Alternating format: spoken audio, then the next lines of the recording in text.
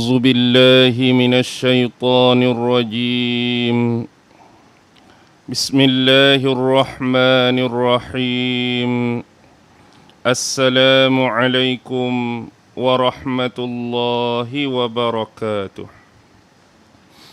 الحمد لله الحمد لله الحمد لله الحمد لله رب العالمين وبه نستعين على أمور الدنيا والدين والصلاة والسلام على أشرف الأنبياء والمرسلين وعلى آله وصحبه أجمعين سبحانك لا علم لنا إلا ما علمتنا إنك أنت العليم الحكيم قال رب اشرح لي صدري ويسر لي أمري واحلل عقدة من لساني يفقه قولي اللهم يسر ولا تعسر اللهم صل على سيدنا محمد وعلى آله وصحبه وسلم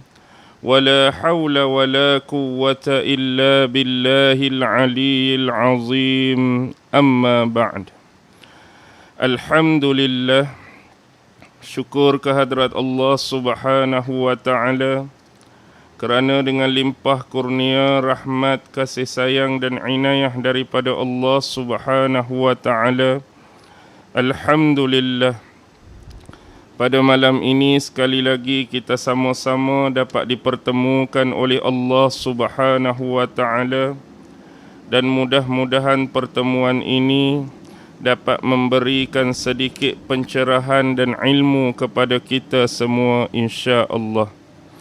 Jadi tuan-tuan, pada malam ini marilah sama-sama kita mengambil pengajaran dan iktibar daripada sepotong ayat yang difirmankan oleh Allah Subhanahu wa taala di dalam surah Al-A'raf, merujuk ayat 73 yang mana Allah Subhanahu wa taala berfirman, A'udzu billahi minasyaitonir rajim, wa ila thamud akhahum salihah قال يا قوم اعبدوا الله ما لكم من إله غيره قد جاءتكم بينة من ربكم هذه ناقة الله لكم آية فذروها تأكل في أرض الله ولا تمسوها بسوء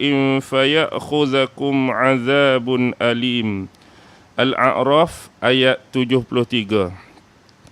Di dalam ayat ini Allah Subhanahu wa taala berfirman, wa ila thamud akhahum salihah, dan kepada kaum Thamud telah diutuskan saudara mereka iaitu Saleh. Ini memaknakan kepada kita ayat yang difirmankan dan diberitakan oleh Allah Subhanahu wa taala ini ialah berkenaan dengan kisah Nabi Allah Saleh alaihi salam. Jadi secara umum, siapakah Nabi Allah Saleh? Kalau kita mengambil banyaknya ayat-ayat Al-Quran yang menceritakan tentang Nabi Allah Saleh, sekurang-kurangnya Allah Subhanahu wa taala menyebut nama Nabi Allah Saleh secara khusus pada 9 ayat di dalam Al-Quran. Maksudnya Allah sebut nama Nabi Saleh 9 kali dalam Al-Quran. Antaranya dalam surah yang kita baca, surah Al-A'raf, ada 3 ayat menyebut nama Nabi Saleh. Dalam surah Hud ada 4 ayat sebut nama Nabi Saleh. Dalam surah Asy-Syu'ara sekali sebut nama Nabi Saleh. Dalam surah An-Naml sekali juga sebut nama Nabi Saleh. Daripada 4 surah ini, surah Al-A'raf 3, Hud 4, An-Naml 1 dan Asy-Syu'ara 1, inilah 9 kali Allah menyebut nama Nabi Saleh di dalam Al-Quran. Walau bagaimanapun, kalau yang ayat Allah cerita secara umum, tentang kisah Nabi Saleh dikumpulkan oleh alim ulama sebanyak 72 ayat di dalam 11 surah yang berbeza. Dalam 11 surah tu ada cerita-cerita berkaitan Nabi Saleh yang dikumpulkan oleh ulama yang jumlah dia hampir 72 ayat, termasuk ayat yang kita baca pada malam ini. Baik, siapakah Nabi Saleh? Kalau kita melihat kepada genealogi yang kita panggil sebagai ilmu salasilah nasab dan keturunan, nama Nabi Saleh ialah Saleh bin Ubaid, Ubaid bin Asif, Asif bin Masah, Masah bin Ubaid, Ubaid bin Hazir, Hazir bin Samud. Maksudnya, nama Nabi Allah Saleh kembali kepada nenek moyang dia Samud, yang mana menjadi nama kaum ataupun suku bagi Nabi Allah Saleh, iaitu kaum Samud. Manakala nenek moyang dia yang bernama Samud ni Samud bin Amir. Setengah riwayat sebut Samud bin Asir bin Iram ataupun juga dikenali sebagai Aram bin Sam bin Nuh. Ini memaknakan keturunan Samud, Nabi Saleh sendiri masih lagi mempunyai susur galur keturunan daripada Nabi Allah Nuh alaihi salam. Bahkan kaum Samud ni dalam sejarah Arab dikategorikan sebagai Arab purba, Arab kuno, Arab yang paling awal, disebut Arab asli. Antaranya seperti kaum sebelum dia, kaum Nabi Hud tu yang kita kenali dalam Quran, kaum Ad, tu Arab asli. Kaum Samud juga Arab asli. Ada dua lagi adik-beradik dan anak beranak Samud, satu nama dia Jadis, satu nama dia Tosam.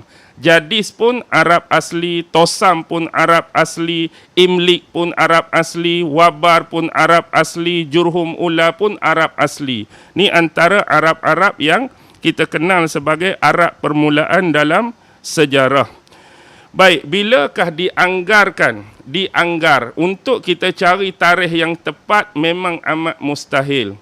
Jadi para sejarawan Islam menganggarkan zaman Nabi Allah Saleh ni di antara 2150 sebelum Masihi hingga 2080 sebelum Masihi sebagai anggaran. Jadi daripada tarikh yang kita dapat 2150 hingga 2080 memaknakan kepada kita Nabi Allah Saleh ini pernah hidup hampir selama 70 tahun di atas muka bumi mendakwahkan risalah Islam kepada kaum dia iaitu Samud. Jadi kaum Samud ini bertempat di mana? Lokasi yang Allah cerita ni duduk mana kedudukan kaum Samud. Bahkan dalam Quran ada satu surah yang disebut sebagai surah Al-Hijr. Hijr tu ialah nama tempat. Dia adalah satu dataran yang disebut dataran Hijr. Di sinilah tempat kaum Samud tinggal. Selain nama Al-Hijr, tempat ni juga dalam sejarah disebut dengan nama Madain Saleh ataupun juga disebut Wadil Qura. Ada tiga nama, Al-Hijr, Madain Saleh dan Wadil Qura, yang bertempat di antara, kalau kita hari ini lebih kurang Arab Saudi sampai ke Syria di Syam. Itulah kawasan lokasi tempat mereka dahulu. Jadi di sini hiduplah Nabi Allah Saleh bersama dengan kaum dia Samud. Dan kaum Samud ini adalah satu kaum yang mewarisi sifat-sifat umat sebelumnya. Zaman Nabi Allah Nuh dulu dah ada berlaku sembahan berhala. Mari zaman Nabi Hud pun tak habis lagi. Tak habis lagi orang sembah berhala. Mari zaman Nabi Saleh pun tak hilang-hilang, tak pupuh-pupuh lagi penyembahan berhala. Seolah-olah kaum Nabi Allah Saleh yang nama Samud ni tak kenal Tuhan dia yang sebenar. Jadi mereka mengambil berhala ini sebagai sembahan bagi mereka. Ni sejarah berhala. Kalau kita ikuti zaman antediluvian, bila saya sebut istilah antediluvian ni, dia ni istilah dalam Bible merujuk kepada zaman sebelum banjir besar. Antediluvian ni zaman sebelum banjir besar. iaitu wali-wali Allah yang 5 orang itulah yang Al-Quran sebut Wad, Suwa, Ya'uq, Yarus, Nas tu. Inilah dijadikan sumber idola ataupun berhala awal zaman manusia dulu. Baik, kembali kepada ayat ni, Allah sebut apa? Qala ya qaumi ibudullaha ma lakum min ilahin ghairuh. Maka berkatalah Nabi Allah Saleh kepada kaum dia, wahai kaumku, sembahlah ataupun abdikanlah diri kamu kepada Allah, ma lakum min ilahin ghairuh, dan tidak ada Tuhan yang selainnya ataupun selayaknya yang disembah dan diabdikan selain daripada Allah Subhanahu wa taala. Baik. Dan inilah yang menjadi tradisi dalam sejarah para nabi dan rasul bila mendakwahkan risalah Islam kepada umat masing-masing. Nabi Nuh ada umat dia untuk didakwahkan. Nabi Hud sebelum ni pun ada umat dia untuk didakwahkan. Mari Nabi Saleh pun ada umat yang khusus yang Allah sebut dengan nama Samud untuk didakwahkan. Bila berlaku perkara-perkara kemungkaran, lebih-lebih lagi berunsurkan dosa yang besar, dosa yang tidak ada ampunan daripada Allah, iaitu bentuk kesyirikan. Sembah berhala termasuk dalam mensyirikkan Allah Subhanahu wa taala. Jadi sunnatullah yang sering berlaku, Allah akan datangkan para nabi dan rasul untuk memberi pencerahan dan penerangan tentang hakikat yang sebenar. Baik. Selalu yang jadi sunnatullah dua benda. Allah sesekali tidak akan membiarkan umat dia, makhluk dia yang nama manusia ni akan terus sesat dalam kesesatan. Umat manusia ni ada yang beriman, ada yang sesat, ada yang tergelincir, ada yang terseleweng. Jadi antara sunnatullah, golongan-golongan yang berhaluan kiri ni, yang sering tergelincir, yang sering menentang, yang sering tersesat ni, Allah tak biarkan macam tu saja, kecuali didatangkan dan diutuskan seorang utusan pada mereka untuk merubah mereka. Terutama perubahan dalam soal akidah dan tauhid, memahami Tuhan mereka yang sebenar. Jadi bila dah mari Nabi ataupun Rasul merisalahkan ataupun mendakwahkan hal tersebut, baki lagi akan muncul dua benda. Ada yang ikut dan beriman dengan risalah Nabi itu, yang kedua golongan yang menentang. Jadi sama juga konteks yang kedua, Allah tak akan menurunkan bala.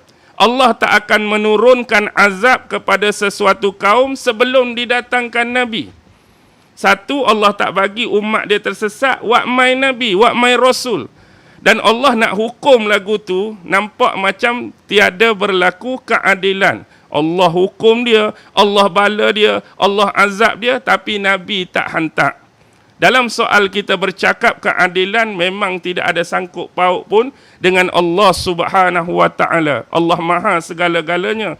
Tetapi dalam konteks persepsi manusia, seolah-olah keadilan akan dipersoalkan. Nabi tak mari, Rasul tak mari, tak ada siapa mari perbetulkan kami, tak ada siapa mari luruskan kami, mari-mari tu kena azab. Jadi sebelum hal azab dan bala Allah mari, wak mari dah Nabi, wak mari dah Rasul. Baki lagi nak dengar dengan tak mau dengar, tu saja. Baik. Qad ja'atkum bayyinatun min rabbikum hadhihi naqatullahi lakum ayah. Sesungguhnya telah didatangkan kepada kamu bayyinah, bukti yang nyata, bukti yang jelas, min rabbikum, daripada Tuhan kamu. Hadhihi naqatullah, inilah unta Allah, lakum ayah, bagi kamu adalah suatu keterangan yang nyata. Baik, selalu yang paling popular dan dominan yang dikaitkan dengan kisah Nabi Saleh ialah mukjizat dia tu. Mukjizat yang Allah bagi pada Nabi Saleh ialah unta yang keluar daripada seketul batu yang besar. Jadi secara ringkas, kenapa umat ini meminta Nabi Saleh melakukan hal yang di luar kebiasaan ini? Baik, yang pertama, yang jadi skeptik orang yang menolak. Bila seseorang tu nak menolak hujah seseorang, dalil seseorang, biasanya dia akan minta dibuktikan sesuatu yang payah ataupun sukar untuk dibuktikan. Sebenarnya dia minta tu bukan sekadar minta, bukan sekadar nak beriman, tetapi biasanya diliputi oleh dua benda. Pertama, nak menghilangkan pengaruh seseorang. Yang kedua, nak menjatuhkan wibawa dan aib seseorang. Contoh, bila Nabi Saleh berdakwah, siapa Nabi Saleh? Anak beranak mereka, keturunan mereka. Bahkan ada ayat lain Al-Quran yang menyebut Saleh ni daripada kaum Samud tu je. Bukan kata orang luar kampung mereka, orang daripada daerah lain, orang daripada benua lain. Tidak. Anak beranak mereka untuk memudahkan urusan dakwah. Biar sebenarnya Allah nak bila mari daripada kalangan kita mudah berlaku penerimaan. Oh, anak beranak kita bercakap, anak beranak kita berdakwah, anak beranak kita sembang, nak bagi mudah orang dengar. Tapi hakikatnya hati manusia yang kufur, manusia yang fasik, manusia yang munafik ni akan menentang walaupun datang daripada anak beranak sendiri. Jadi salah satu yang mereka nak dibuktikan, dah kamu ni Nabi, dah kamu ni Rasul, tunjuklah mukjizat kamu. Jadi apa dia mukjizat yang mereka nak? Iaitu keluarnya seekor unta betina daripada celah batu yang besar. Poin dia bukan nak tengok sangat mukjizat tu. Kenapa kita kata bukan nak tengok sangat? Bila keluar sungguh-sungguh unta tu, beriman ke tak beriman? Tetap tak beriman. Sebenarnya poin dia nak suruh buat benda yang pelik, ajaib dan luar biasa tu dengan harapan Nabi Saleh bila minta buat demikian tak mampu nak buat. Bila tak mampu nak buat, automatik terbatal dakwaan dia Nabi. Oh, bohong, tak boleh keluar nak mengaku Nabi. Bohong, tak boleh keluar nak mengaku Rasul. Sebenarnya dua benda yang mereka nak. Pertama, nak mengurangkan pengaruh tu. Takut ramai yang ikut dakwah Nabi Saleh. Yang kedua, nak menjatuhkan. Jadi bila kata lepas ni tak keluar, try tak keluar, tak boleh pergi lagu ni. Jadi ada unsur-unsur, dia boleh perli, dia boleh sinis, dia boleh ejek, dia boleh kata macam-macam, nak membuktikan Saleh ni seorang pembohong. Cakap saja Nabi, cakap saja Rasul, kita tunjuk mukjizat, tak jadi pun. Baik, ini antara benda yang berlaku. Boleh faham lah setakat ni ya? Tak tinggi sangat dah bahasa kot tak? Okey. Bila mereka minta unta ni tuan-tuan, mereka bukan kata pilih lagu tu saja. Mereka sendiri yang pilih tempat yang istimewa. Yang mana batu ni adalah batu yang berlainan daripada batu-batu hak ada di sekitar dataran mereka tinggal tu. Jadi batu ni kalau menurut tafsir Ibnu Katsir dinamakan sebagai Al-Katibah. Batu ni nama dia Al-Katibah. Jadi mereka minta biar keluar batu tu. Biar keluar unta tu daripada batu. Bukan unta saja, bahkan ada riwayat lain dalam tafsir lain sebut mereka nak unta yang keluar tu unta betina, lepas tu hamil 10 bulan dah. Oh, dia tambah lagi hak makin payah seolah-olah. Kalau kita bukan kata unta nak suruh hak keluar seekor hak kecil lah, kita kata apa hak kecil. Cuba ustaz buat keluar arnab seekor, hak tu pun fikir lagu mana nak buat keluar dah. Ni dah lah unta, dia tambah unta hak mengandung pula 10 bulan dah. Makin-makin menjadi-jadi permintaan. Tapi itulah hakikatnya, Nabi Allah Saleh ni minta perjanjian. Apa perjanjian dia? Minta berjanji dan berikrar. Kalaulah dengan izin Allah, aku ni sebagai Nabi, sebagai Rasul, sebagai utusan, apa yang aku buat tadi atas dasar permintaan kamu berjaya. Maksudnya keluar sungguh unta tu, kamu nak berjanji lagu mana dengan aku? Kamu minta keluar unta, aku buat keluar unta sungguh. Jadi dia minta dua benda. Pertama, beriman kepada Allah, tinggal berhala hak sedia ada. Berhenti sembah berhala, berhenti puja berhala, beriman kepada Allah dan ikut dakwah aku. Simple saja. Jadi mereka semua setuju ke tak setuju dengan ikrar ni? Setuju. Kenapa mereka setuju walaupun mereka tentang? Mereka tentang Nabi Soleh, tiba-tiba setuju nak beriman pada Allah, nak tinggal berhala. Mereka lawan Nabi Soleh, tiba-tiba setuju nak ikut dakwah Soleh. Jadi nampak apa? Nampak pelik ke tak pelik? Lawan tapi setuju. Sebab apa? Dalam kepala otak, tak mungkin Nabi Soleh boleh buat keluar seekor unta. Mereka berasa tak akanlah boleh buat keluar seekor unta. Bagi mereka, Soleh penipu, Soleh pembohong.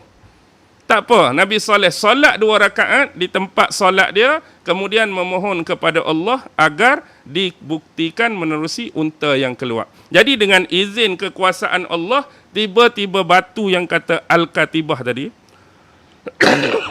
minta maaf, batu yang Al-Katibah tadi tiba-tiba bergerak. Bila bergerak, maka tiba-tiba batu tu terbelah 2. Lalu keluarlah seekor unta betina. Yang mana unta tu dah dalam keadaan kita kata mengandunglah. Di sisi 2 lambung dia tu dah nampak seolah-olah janin yang bergerak. Maksudnya hampir melahirkan dah. Jadi terbukti unta betina dah keluar, mengandung pun dia dan dalam keadaan hamil. Kalau kita ikut riwayat 10 bulan tu hampir-hampir nak beranak. Jadi bila keluar, terkejutlah. Keluar sungguh, sudahlah. Janji tadi apa kalau keluar sungguh? Janji tadi nak beriman, tinggal berhala, ikut dakwah Nabi Soleh. Jadi bukti pembohongan akan berlaku. Maksudnya tadi itu ikrar saja-saja, janji saja-saja. Walaupun demikian, dalam sejarah mengungkapkan salah seorang pembesar kaum Samud, orang besar, bangsawan, dihormati, nama dia Jundak bin Amir. Jadi Jundak bin Amir ni antara orang yang menepati janji dia. Kita berjanji dengan Soleh, kalau keluar sungguh nak buat macam ni, nak buat macam ni. Jadi bila sungguh-sungguh kita kena tepati janji kita, dia beriman sungguh dengan Nabi Soleh. Jadi dia beriman, dia ajak pengikut-pengikut yang taat dan setia kepada dia, ikut Nabi Soleh, Jundak bin Amir. Jadi bila pembesar lain tengok Jundak bin Amir ikut Nabi Soleh, mereka pun terasa nak ikut jugalah, berkeinginan juga nak ikut dakwah Soleh. Dalam ramai-ramai nak pi ikut Soleh tu, mesti ada dah. Datanglah 3 orang. Ni orang nak halang orang lain daripada menerima kebenaran. Yang pertama nama dia Zu'ab bin Amir bin Labid. Zu'ab bin Amir bin Labid. Boleh buka tafsir Ibnu Katsir pun ada nama ni, tafsir Imam Baghawi pun ada nama ni. Jadi hak mari mula-mula Zu'ab bin Amir bin Labid ni, tak payahlah jadi macam Jundak bin Amir. Dia dah tertipu, dia dah terpedaya dengan dakwah Soleh. Jadi kamu hak baru nak terikut-ikut ni, tak payah ikut. Macam biasa kita sembah berhala. Mesti mari dah orang akan halang kebenaran dan dakwah. Tak cukup dengan seorang ni, mari seorang lagi. Nama dia Al-Hubab. Hubab ni siapa? Tafsir sebut sahibu asnamihim. Sahibu asnamihim ni, sahib ni pemilik. Tetapi kita letak di sini orang yang menguruskan berhala-berhala mereka. Pengurusi berhala. Kalau kita hari ni ada masjid, pengurusi masjid, buah besar. Kuil dia, berhala dia pun ada pengurusi juga. Pengurus berhala tu. Nama dia Hubab. Mestilah dia orang yang kuat menentang. Sebab kalau beriman dia kena tukar dah. Berhala tak boleh sembah berhala, kena buang berhala, kena tinggal, kena ikut Tuhan Soleh. Jadi dia pun halang orang, tak payah ikut Soleh, tak payah ikut Soleh, tak payah dengar Soleh apa. Dan yang ketiga, seorang lelaki nama Rubab atau disebut Rubab bin Sam'ar bin Jalhas. Ni pun duk halang orang. Jadi 3 nama ni lah yang disebutkan oleh Ibnu Katsir dan juga Imam Baghawi dalam tafsir masing-masing yang menghalang pembesar dan pengikut mereka untuk beriman dengan Nabi Allah Saleh. Jadi orang hak pertama tadi nama dia apa hak beriman? Jundak bin Amir. Jundak bin Amir ni dia ada sepupu. Dia baik dengan sepupu dia ni. Jadi dia berharap kalau boleh sekurang-kurangnya orang lain tu dihalang, dia nak ajak sepupu dia jadi macam dia, beriman kepada Allah dan Nabi Saleh. Dia pun pergi jumpa sepupu dia. Sepupu dia nama Syihab. Syihab bin Khalifah bin Mahallah bin Labid bin Hiras. Ni nama sepupu dia. Dia jumpa Syihab. Dia kata, Syihab, kamu jadilah macam aku. Beriman kepada Allah, beriman kepada dakwah soleh. Mula-mula Syihab sepupu dia nak ikut. Tapi mari 3 ekor tadi, kecek-kecek kat mereka tak jadi. Jadi dia lebih terpengaruh dengan godaan dan rayuan pembesar-pembesar yang kufur dan ingkar kepada soleh berbanding dengan sepupu dia Jundak yang beriman tadi. Jadi dia terpengaruh, tak jadi masuk. Atas lantaran tersebut, maka dah berjanji dah kan. Antara yang mereka janjikan bila keluar apa dia? Fazaruha ta'kul fi ardillah. Dan biarkanlah unta tadi makan sesuka hatinya di atas muka bumi Allah. Wala tamassuha bisu'in, dan janganlah sesekali kamu mengganggu dia. Kamu minta bukti ni. Bukan kami yang saja-saja nak tunjuk, kamu minta bukti. Bila dah keluar, biarlah dia nak makan apa di atas muka bumi Allah. Jangan ganggu dia bisu'in, walaupun dengan apa-apa gangguan. Fayakhudzakum azabun alim. Kelak kalau kamu ganggu atau buat apa-apa dekat unta ni, kamu akan ditimpa azab yang pedih. Azab yang pedih. Baik. Bila unta ni dah keluar, antara perjanjian, dia buat bergilir-gilir. Satu hari tu kena bagi unta ni makan, kena bagi unta ni minum daripada sumber air mereka. Unta ni nak pergi makan lembah tu, biar. Unta ni nak berjangkit ke lembah lain, dia nak makan, biar. Jangan ganggu dia. Dia nak minum daripada sumber-sumber ataupun telaga-telaga kamu, biar dia minum. Kamu tak boleh. Bila pula hak kamu bolehnya? Esok. Esok giliran kamu dengan ternakan kamu. Kamu boleh ambil sumber air macam biasa, kamu boleh bagi minuman-minuman kepada ternakan-ternakan dan gembalaan kamu. Hari ketiga, bagi kat unta tu balik. Hari keempat kamu. Seolah-olah macam gilir-menggilir. Jadi, bab pembahagian dan penggiliran ni Allah sebut dalam 2 surah lain. Pertama, tuan-tuan boleh cek surah Al-Qamar ayat 28 dan surah Asy-Syu'ara ayat 155. Al-Qamar 28 dengan Syu'ara 155 ada kes pembahagian dan penggiliran tentang unta Nabi Saleh dengan kaum dia Samud. Jadi ada di antara mereka yang bertanya, tak apalah time kami guna tu, kami boleh gunalah. Kami boleh makan, kami boleh minum. Time unta guna tu, time kami nak minum, nak ambil kat mana? Sebab time unta guna tak boleh ganggu dia. Kami pun mestilah dahaga ke apa ke. Dia kata kamu boleh ambil daripada perahan susu unta tu. Jadi ikut suka kamu. Hari unta tu kamu boleh perah semahu-mahunya. Wak mari 10 tin. Perah 10 tin pun go on lah. Wak mari banyak bekas pun bubuhlah. Sepuas hati kamu. Jadi lama kelamaan tak selesa lah. Beriman dengan pura-pura, berjanji dengan pura-pura ni tak selesa. Tambah lagi, unta Nabi Saleh ni unta yang besar. Karakter dia menarik. Perwatakan dia ni jenis orang Arab ni, dia memang dah terbiasa dengan unta. Jadi unta hak keluar tu, unta yang memang mereka tak pernah tengok unta sebaik tu. Dengan kita kata kalau ambil susu galuh keturunan unta ni mari mana dengan colornya yang cantik, bulunya yang cantik, perwatakan yang cantik, unta yang tak pernah mereka tengok. Sebab digambarkan dalam tafsir, kalau unta ni lalu lari habis ternakan mereka. Contoh ada lembu duk makan, lalu unta ni lari habis lembu. Ada kambing duk makan, lalu unta ni habis lari hak lain. Itu salah satu yang mereka jadi tak best. Macam kita orang Gedebel lah. Kalau Kelantan orang Gedebel tak. Masuk kampung, orang kampung tengok kita masuk tu, lari dah. Buka jalan dah. Macam cerita Piramli. Kalau pendekar tak payahlah. Jenis jahat-jahat kalau pakai mata satu tu, satu kaki letak atas kursi tu. Semua keluar daripada restoran, tak ada lagi zaman tu. Orang panggil kedai kopi lah tak. Semua keluar kedai kopi. Orang lari pun. Baru nak makan mi rebus tu lari dah. Tinggal dia seorang. Nak cakap macam tu lah. Nak bagi mudah nampak. Jadi menyebabkan takut. Okey, bila takut tu jadi tak selesa. Jadi bila dalam keadaan tak selesa ni lah mereka merancang sesuatu. Jadi rancangan mereka ni bakal merosakkan masa depan mereka sendiri, bahkan kehidupan mereka. Baik, apa yang mereka nak buat? Mereka nak buat apa tuan-tuan? Mereka merancang nak bunuh unta tu. Nak bunuh unta tu. Dalam tafsir Ibn Katsir dia sebut satu riwayat daripada Imam Qatadah. Imam Qatadah mengatakan telah sampai satu berita kepadaku bahawa sebelum benar-benar terjadi pembunuhan unta tu, ada seorang lelaki ni, dia berkeliling di antara kampung ke kampung.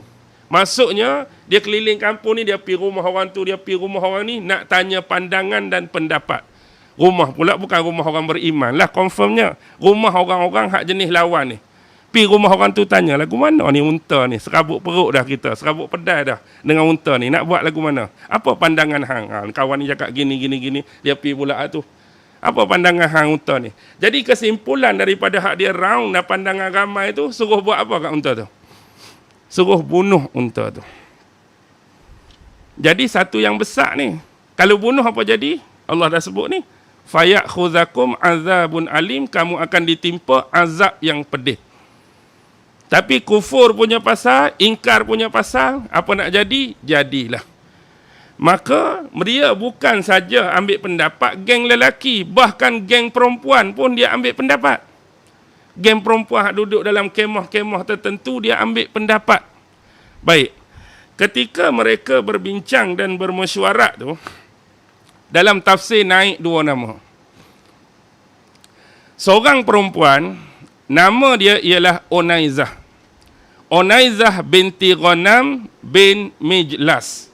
Siapa dia Unaizah ni? Unaizah dikatakan seorang wanita yang tua, dah berumur, tetapi sangat kafir dan menentang dakwah Nabi Allah Saleh. Unaizah ni dikatakan memiliki ramai anak perempuan, dan takdir yang Allah bagi pada dia, semua anak perempuan dia lawa-lawa, cantik-cantik, comel-comel. Jadi satu kita panggil apa? Kelebihan, advantage kepada dia untuk mengumpan kepada bakal pembunuh unta tu. Maksudnya lagu mana? Siapa berani bunuh unta ni, aku akan bagi anak perempuan aku. Dia boleh pancing, dia boleh umpan dengan kelebihan dia ada. Dia ni siapa sebenarnya? Dia adalah isteri kepada orang pertama yang cegah daripada manusia lain beriman tadi. Hak kita sebut 3 orang, hak duk halang orang. Hak nombor 1 tu, Zu'ab bin Amir bin Labid. Dialah isteri kepada Zu'ab bin Amir bin Labid. Tu pertama, Unaizah. Yang kedua, perempuan ni nama dia Suduf. Hak sebelum ni sebab berlaku silap cetak pada kitab tu, saya sebut apa dia mak? Sedekah kan. Tu silap cetak. Bila cek memang silap cetak. Jadi nama yang banyak disebut dalam tafsir sebenarnya Suduf. Suduf binti Al-Muhayya bin Dahr. Suduf binti Al-Muhayya. Siapa Suduf? Suduf adalah seorang wanita, janda berhias, wanita cantik. Dia bukan setakat diri dia cantik, tapi punya harta yang banyak. Harta yang banyak. Jadi dia menawarkan diri dia. Dia umpan dengan kecantikan dia, harta dia banyak, siapa boleh bunuh unta tu, aku jadi milik dia. Macam mana dia boleh jadi janda? Macam mana dia boleh jadi janda? Selepas peristiwa, unta tu keluarlah. Asalnya dia isteri kepada seorang pembesar. Tapi bila unta tu keluar, suami dia beriman kepada Nabi Saleh. Tapi dia tak mau beriman. Jadi bila suami dia beriman, isteri tak mau beriman, dia diceraikan oleh suami dia yang beriman. Jadi tinggallah dia seorang janda. Baik, apa berlaku kepada Suduf ni? Jadi Suduf ni, dia pergi cari seorang lelaki nama Al-Hubab. Saya tak pasti Hubab yang disebutkan dalam tafsir ni, Hubab merujuk kepada Hubab yang sama pada nama kedua tadi. Tengok Nazih, 3 orang hak menghalang tu, yang kedua nama Hubab, hak kita kata pengurus tadi. Pengurus berhala tu nama Hubab juga. Jadi hak Suduf ajak pi bunuh unta ni Hubab yang sama atau Hubab yang berbeza, tu saya tak boleh pastikan, wallahu alam. Tapi nama yang disebut Al-Hubab. Dia pun pergilah kecek Hubab. Hubab, kalau kamu boleh bunuh unta ni, hapuskan mukjizat soleh ni, aku jadi milik kamu dan segala harta aku adalah milik kamu. Tapi Hubab ni tak berani. Walaupun dia antara kelompok yang lawan soleh, Tapi sebab soleh dah berjanji ni, kalau buat apa-apa, teruk kena. Aku tak mau terlibat. Jadi dia pun mengabaikan hal tersebut, dia tak mau masuk campur. Baguslah juga Al-Hubab ni. Kemudian dia pergi cari seorang lelaki, iaitu sepupu dia. Siapa sepupu dia?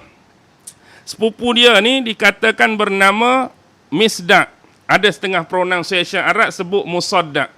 Tak kiralah Misdaq ke Musaddaq, orang yang sama, bin Al-Muharrish bin Al-Muhayya. Jadi dia pergi kecek Misdaq bin Al-Muharrish. Macam mana Misdaq? Kalau aku tawarkan macam ni, Misdaq tadi terpesona, tergoda, tak apa, aku setuju. Aku akan bunuh unta tu. Jadi Misdaq bersetuju, yang mana diwakili oleh siapa? Suduf tadi. Manakala hak perempuan pertama, Onaizah tadi, nenek tua tadi, dia nak cari siapa agak-agak? Dia cari seorang lelaki yang bernama Kidar, ataupun disebut Qadar bin Salif. Qadar bin Salif di sisi orang-orang Samud ni adalah seorang anak zina. Qadar bin Salif, orang kampung tu tahu dah dia ni anak zina. Bahkan tafsir cerita, pasal apa dia ni didisbahkan dengan nama Salif? Kalau secara bahasa, Qadar bin Salif, Qadar anak kepada Salif. Tapi orang kampung tu tahu sejarah ibu dia.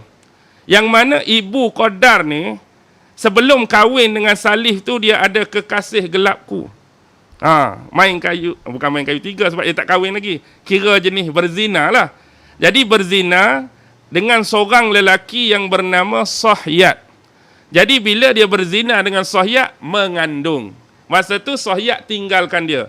Dalam ketika dia mengandung, mari Salif tadi kahwin dengan dia.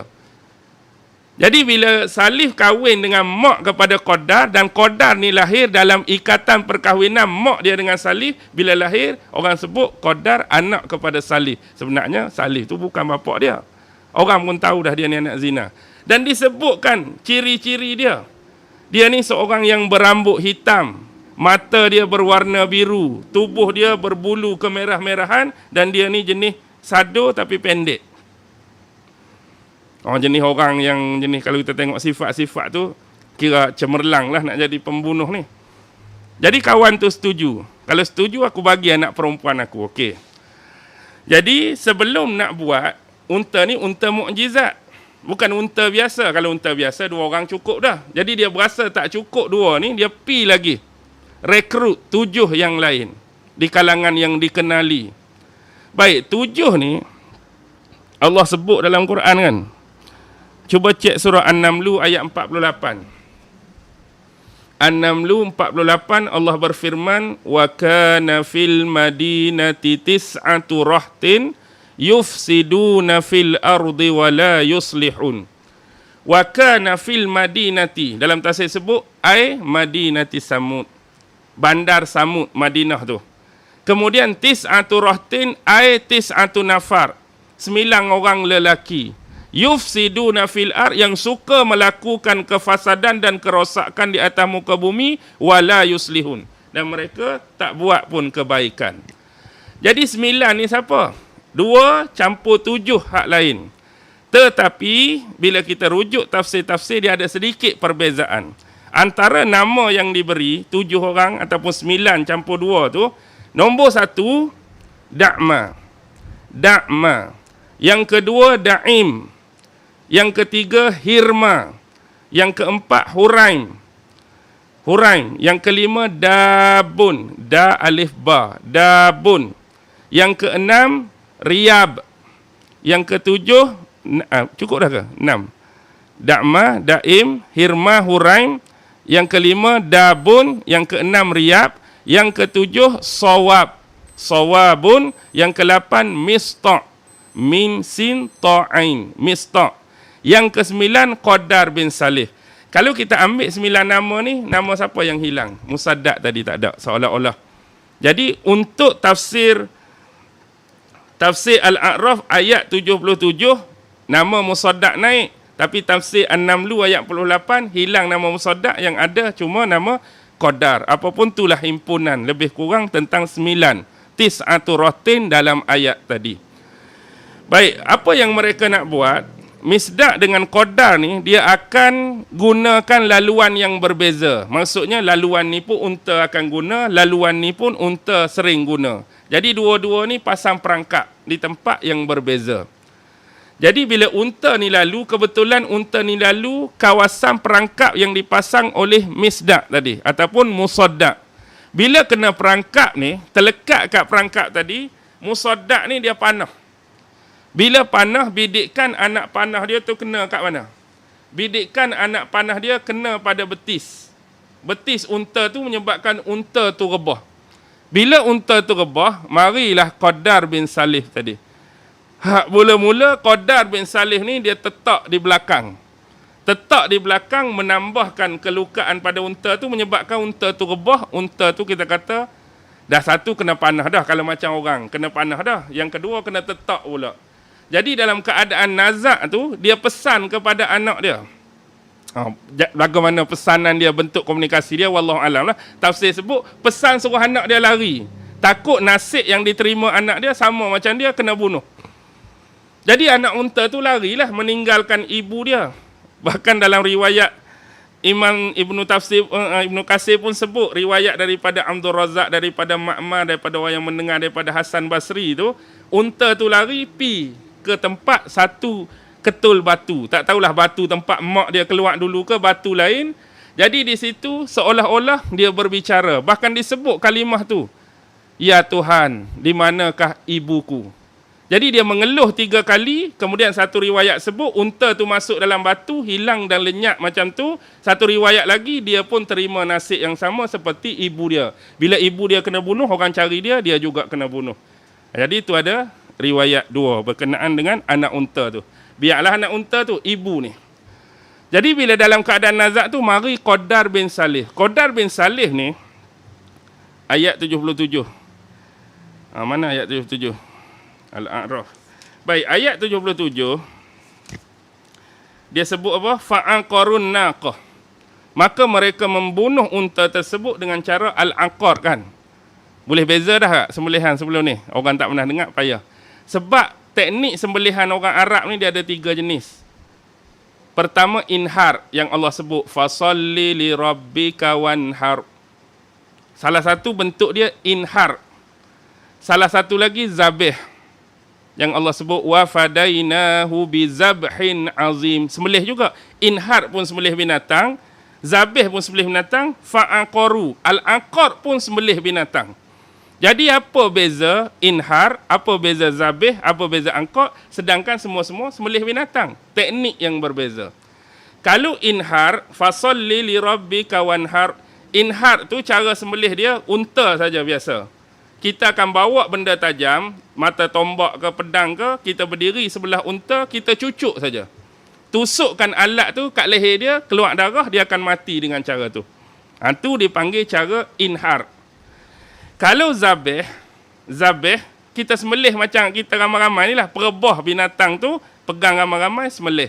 Sebab wafadainahu bizahmin azim ni kisah Nabi Allah Ibrahim nak sembelih Nabi Ismail. Cara apa? Dia perebah anak dia nak sembelih, Allah tukar jadi kibah tu. Kalau pula akor ni fa'aqarun naqah. Ni cara al-aqar. Al-aqar sama macam hak pertama tadi. Hak pertama berdiri kita tusuk. Hak ni cara dia libah, tebas. Boleh faham tak? Hak mula-mula akak tu kita duduk tepi dia, pak, tusuk. Hak ni pun duduk tepi dia juga tapi bukan tusuk. Kita libah, kita tebas. Hak ni mereka bunuh unta tu dengan cara libasan. Macam mana kita tahu dia pelibas? Fa'aqaru. Al-aqar Allah guna sini. Jadi Qadar bin Salih sebelum dia nak pilih libas tu dia mari rasa gerun. Dia mari rasa sebelum ni nak bunuh dah. Bila time nak betul-betul bunuh tu, duk main tu. Payah juga tu. Bila mari itulah. Hak suruh dia tadi siapa? Bintu Ghanam. Unaizah tu. Nampak Qadar tu nak tak nak bunuh tu. Suruh anak perempuan dia hak paling cantik pi.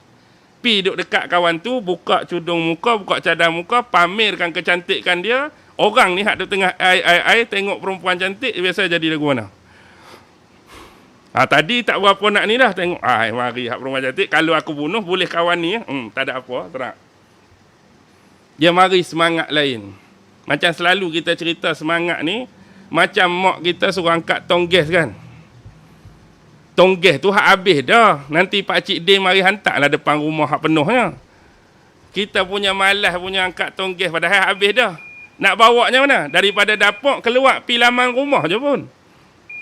Pak Cik Din buat mari hak penuh. Hak penuh lagilah malas. Baru nak angkat hak penuh tu, lalu seorang wanita seksi lagi duduk tengah jogging. Dia jadi lagu mana? Hak tadi tak apa nak angkat. Lalu perempuan seksi jadi tak tahu semangat main kat mana ni terus. Hak tadi duduk main gitu ada. Ni nak tunjuk ni. Semangat tu tiba-tiba mari kerana faktor unsur daripada luar tu. Bukan hak internal, hak eksternal tu. Internal tu memang malas dah tadi. Tu contohlah nak abad, nak bagi mudah faham. Jadi terbunuhlah unta tu. Bila terbunuh, seronoklah mereka ni. Seolah-olah bila mereka dah membunuh unta Nabi Musa, unta Nabi Soleh, usaha mereka nak menghapuskan mukjizat Soleh berjaya. Jadi mereka berarak dalam kampung tu seolah-olah baru balik medan perang lah. Seolah-olah orang baru balik medan perang, dapat bawa balik kejayaan yang gilang gemilang. Lalu salah seorang daripada mereka nak habaknya ni, sengaja pergi cerita benda tu kat Nabi Soleh. Sepatutnya biarlah Soleh tahu sendiri kan. Ini nak habaknya, gembiranya boleh bunuh, pergi cerita. Tengok Soleh, unta hak kamu keluar tu kami dah bunuh dah. Kamu nak cakap apa lagi? Jadi apa balasan Nabi Allah Soleh? Buka surah Hud ayat 65. Tengok surah Hud ayat 65 apa kata Nabi Soleh? Tamatta'u fi darikum salasata ayyam. Bersukarialah kamu di dalam rumah kamu masing-masing untuk selama tempoh 3 hari. Untuk selama tempoh, bagilah penangguhan 3 hari bagi bersukaria. Dan dikatakan dalam tafsir, hari unta tu dibunuh ialah hari apa? Hari Rabu. Unta tu dibunuh hari Rabu. Dan bagi tempoh 3 hari bersukaria. Kamu nak cakap macam ni nak kata apa? Hari pertama nanti, muka kamu akan bertukar jadi warna kuning. Hari kedua, muka kamu akan bertukar jadi warna merah. Hari ketiga, muka kamu akan bertukar jadi warna hitam. Mereka tak percayalah. Jadi bila Nabi Soleh cakap hari Rabu tu, hak unta tu mati, mereka sebelum berlaku hak perubahan warna pada wajah mereka tu, mereka ada planning lain pula. Unta Soleh kita dah bunuh. Apa kata kita bunuh Soleh terus lah.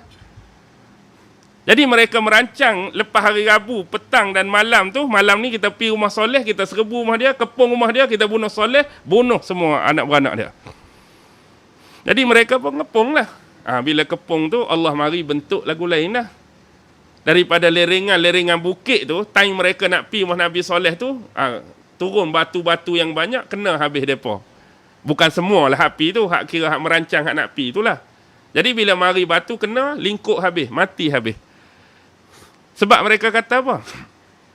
Sebelum mereka pergi tu, mereka punya pemikiran macam ni.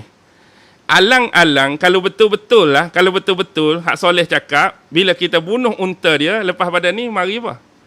Mari azab. Kita confirm kalau betul hak perkataan Soleh, bila mari azab, kita akan mati. Tapi Soleh hidup. Tapi sebelum mari azab kita mati, alang-alang biar kita mati, Soleh pun mati jugalah. Jadi sebelum azab tu mari, kita mati, kita bunuh Soleh, biar dia pun mati, kita pun mati, puas hati. Lagu tu lah.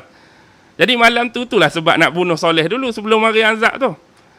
Jadi tak berjaya, depa yang mati dulu, Soleh selamat. Jadi hari Khamis tu, hari pertama penangguhan tu. Betul-betul muka depa jadi warna kuning. Sudahlah. Kuning sungguh kena lah kita saat lagi. Tunggu, mari pula esok hari Jumaat, warna merah dah. Mari pula lusa hari Ahad, warna hitam dah. Jadi pagi Isnin tu, marilah. 2 bentuk azab dan bala daripada Allah. Hak belah atas tu dia mari macam sambaran petir, hak bahagian bawah ni dia jadi macam gempa bumi. Dua-dua sekaligus. Last sekali jadilah macam ayat yang surah ni sebut, ayat 78 tu. Hak ujung tu. Ujung apa? Hak awal tu. Hak tengah-tengah tu mak. Tengok 78 surah Al-A'raf. Fa asbahu fi darihim jasimin. Maka bergelimpanganlah mayat-mayat mereka di dalam rumah masing-masing. Ambil hak tengah tu sikit. Ayat tu fa akhadhathumur rajfatu tu fa asbahu fi darihim jasimin. Bergelimpanganlah mereka, mati semua. Jadi bila mari azab Allah, inilah peringatan untuk kita. Bila azab Allah mari, dia tak kenal siapa dah. Budak kecil pun dia kena, remaja pun kena, dewasa pun kena, orang tua pun kena. Lepas tu dia tak kira jantina. Bukan kata azab Allah ni lelaki kena, perempuan tak kena. Perempuan kena, lelaki pun kena. Baik. Bila kena azab Allah, ada tak orang yang terselamat? Baik. Dalam tafsir cerita, ada dua orang yang terselamat. Satu lelaki, satu perempuan. Perempuan yang terselamat, dalam Ibnu Katsir cerita, nama dia ialah Kalbah binti Salak. Orang duk panggil dia, duk kelur dia Zuraiqah. Orang kampung panggil dia Zuraiqah. Nama betul dia Kalbah binti Salak. Macam mana dia boleh terselamat? Dia ni asalnya seorang wanita muda, tapi dia cacat, lumpuh kaki dia. Tuan-tuan boleh bayang tak? Wanita muda yang kaki dia lumpuh, tak boleh berjalan, tiba-tiba selamat. Hak orang boleh lari pecuk macam Usain Bolt pun tak boleh selamat. Hak ada kaki nak lari pun tak boleh selamat. Dia hak lumpuh boleh selamat lagu mana? Asalnya dia lumpuh.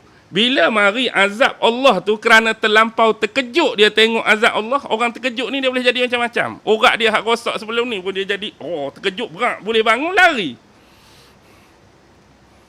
Lari selamat. Bila selamat, dia pergi kampung sebelah. Dia ceritalah kampung aku jadi lagu ni, bunuh unta soleh lawan Nabi Soleh apa. Kawan tu tengok dia termengah-mengah, bagi minum air. Habis minum air, jatuh, mati. Mati juga, tapi tak mati waktu dia azab tu lah, mati kampung orang lain. Nama dia Kalbah. Benda ni boleh jadi, tapi hak nak jadi macam Kalbah tu sukar. Hak selalu kita tengok macam kita nak lompat parit kan. Pernah tak lompat parit? Lompat tu kita duk training hari-hari. Lompat parit tu tak lepas. Tak pernah lepas pun. Lompat hari ni berat jatuh. Lompat hari ni jatuh. Tak pernah lepas. Hari tu tiba-tiba anjing kejap. Anjing duk kejap, anjing duk ligan. Kita pun lalu kot kawasan yang sama. Lompat tu lepas ke tak lepas? Oh, lepas. Tiba-tiba tengok anjing hak tak lepas. Kita pun terfikir, aku duk berlatih dekat 40 tahun dah. Tak anjing lepas ni. Tiba-tiba hari ni pasal apa boleh lepas ni? Tak tahu mari ke mana dah. Nak cakap, kita punya kemampuan sebenar boleh lepas. Cuma mungkin teknik lompat tak kena ke, kaedah lompat tak kena ke. Maksudnya kemampuan lompat tu boleh lepas. Dia akan jadi benda-benda lagu tu. Baik, tu yang perempuan. Yang lelaki, nama dia Abu Righal. Abu Righal. Pasal apa dia terselamat? Kebetulan dia terselamat, dia tak ada dalam kampung. Dia duduk di tanah suci. Duduk tanah suci, nasib baik dia. Bila dia duduk tanah suci, dia tak kena. Bila dia nak balik ke kampung dia, keluar saja daripada tanah suci, maka jatuh hunjaman-hunjaman batu, kena kat kepala dia, mati. Macam kita lah, contoh, kita pergi buat umrah ke, kita tak tahu apa yang berlaku kat kampung kita. Tiba-tiba kampung kita kena gempa bumi ke puting beliung, kita pun balik. Dalam surat khabar, media sosial duk beritakan semua orang kampung ni, seorang pun tak selamat. Bukan hang kampung ni ke? Aku kampung ni, macam mana hang boleh selamat? Pelik ni. Mana tahu, aku duk umrah masa tu, memang tak kenal lah. Contoh nak bagi mudah nampak. Tiba-tiba balik umrah, baru sampai, mari puting beliung, kita seorang pun kena. Lagu tu lah. Hak ni kes tak kena lah. Jadi bila kena, Abu Righal, dia ada satu hadis. Dalam Musnad Abdul Razak, dia riwayat daripada Ma'mar lah. Satu ketika, Nabi dengan sahabat, sebab dia dikatakan Abu Righal ni cikal. Cikal ni nenek moyang Bani Sakif. Dia duduk di Taif. Jadi Bani Sakif tu, Abu Righal lah dia punya nenek moyang dia. Nabi dengan sahabat lalu satu kawasan, jadi jumpa satu kubur. Nabi pun tanya sahabat, kamu semua tahu tak ni kubur siapa? Sahabat tak tahu. Dia kata, inilah kubur seorang lelaki yang bernama Abu Righal. Yang dulu pernah hidup pada zaman Nabi Soleh, yang terselamat daripada azab kaum Samud tu sebab dia duduk di tanah suci. Jadi bila dia keluar daripada tanah suci, dia dihukum Allah dengan turunnya batu-batu yang menghentam dia. Lalu dia dikuburkan di sini bersama sebatang emas. Orang dengar dikubur mayat tu sekali dengan sebatang emas, ambil pedang masing-masing, gali, korek Korek gali tu bukan nak kenal muka Abu Righal tak. Tapi nak ambil apa? Nak ambil emas yang ditanam sekali itulah. Jadi hadis ini walaupun Ibnu Katsir tak, dan kita tahu Ibnu Katsir ni salah seorang yang amat teliti bila meletakkan riwayat-riwayat hadis dia. Banyak ulama-ulama ataupun ilmuwan berkenaan hadis mengatakan hadis ni sifat dia mursal. Tetapi banyak juga jalan lain yang cuba memutasilkan hadis ni. Tu kena tanya orang hadis lah, tapi saya bawa tu cerita yang Imam Ibnu Katsir letak dalam tafsir dia. Jadi berkenaan dengan seorang lelaki yang terselamat daripada bala ataupun azab yang menimpa kaum Nabi Allah Saleh. Jadi secara ringkasnya, tidak ringkas dah ni sampai isyak ni. Nak habaknya sebagai rumusan panduan kepada kita, bila saja dakwahnya Nabi dan Rasul ni sebagai orang yang beriman, kita kena terima. Jangan sesekali menolak. Dan sebab bila kita baca kisah ni, dia tak boleh jadi pesimis, tuan-tuan. Maksud pesimis ni, apa punya teruk lah. Jadi bila kita baca, kita duduk zaman ni, dia zaman dia. Jadi bila kita baca, selalunya orang bersikap, payah sangat ke nak terima kebenaran? Payah sangat ke nak beriman dengan Nabi Soleh? Tu kita cara zaman orang. Kalaulah bayangkan kita hidup zaman tu, agak-agak kita antara yang beriman ke hak jenis melawan juga. Tu poin dia. Kita bila baca kisah lepas ni, kita akan cakap teruk lah kat mereka tu. Tak ada akal sungguh lah, tak ada otak sungguh. Nabi mari pun hang boleh lawan. Kita takut kalau Allah letak kita zaman tu, kita orang duduk depan sekali lawan Nabi Soleh. Boleh faham tak saya nak bawa? Kadang-kadang sikap orang tu bila baca. Abu Jahal bangang sungguh lah, Abu Lahab Allah. Tak boleh nak fikirkan Nabi Muhammad tu Nabi. Sedap dia. Takut kita duduk belakang Abu Jahal perang lawan Nabi. Satu lagi sifat, nak hapuskan mukjizat. Kita zaman hari ni boleh tak nak hapuskan mukjizat Nabi? Macam yang kaum Samud nak buat. Kaum Samud dulu dia nak bunuh unta soleh. Hari ni, macam mana kita nak hapuskan mukjizat? Tak ada Nabi dah zaman kita, tak ada Rasul dah. Boleh lagi tak? Cara umat sekarang menghapuskan mukjizat ialah tidak lagi beriman dan meyakini mukjizat-mukjizat yang ada pada Nabi tu. Allah cerita mukjizat Nabi tu suruh kita beriman. Benda tu kena percaya. Tapi ada setengah orang, nampak pelik sangat ni. Unta keluar celah batu. Dari sudut logik, dari sudut rasional dan sains, tak mungkin sama sekali. Amat-amat mustahil. Kita mari ayat lagu tu. Nabi Muhammad, Isra' dan Mi'raj, naik buruk. Ada ke buruk ni? Naik pula ke langit. Payah nak dibuktikan ni. Hak lain tu aku percayalah. Hak Nabi berdakwah, Nabi apa. Tapi bab Nabi ni macam payah nak terima dari sudut logik sains. Dia mari ayat-ayat lagu tu, jagalah akidah dan imam kita. Boleh faham? Boleh faham, boleh berhenti. Serak banyak dah ni. InsyaAllah kita akan sambung lagi. Ni kira macam biasalah. Selasa minggu kedua, bulan 8 pula dah. Okey, insyaAllah. Mudah-mudahan apa yang kita bicarakan pada malam ini sedikit sebanyak dapat memberikan pencerahan dan menambahkan ilmu pengetahuan yang sedia ada pada kita berkaitan dengan sirah ataupun sejarah para Nabi dan Rasul. Mudah-mudahan Allah senantiasa memberikan dan memudahkan lorongan kita untuk menuntut dan mendapatkan ilmu. Baik, kita berakhir di sini. Akhir kalam, wabillahi taufiq wal hidayah. Wassalamualaikum warahmatullahi taala wabarakatuh.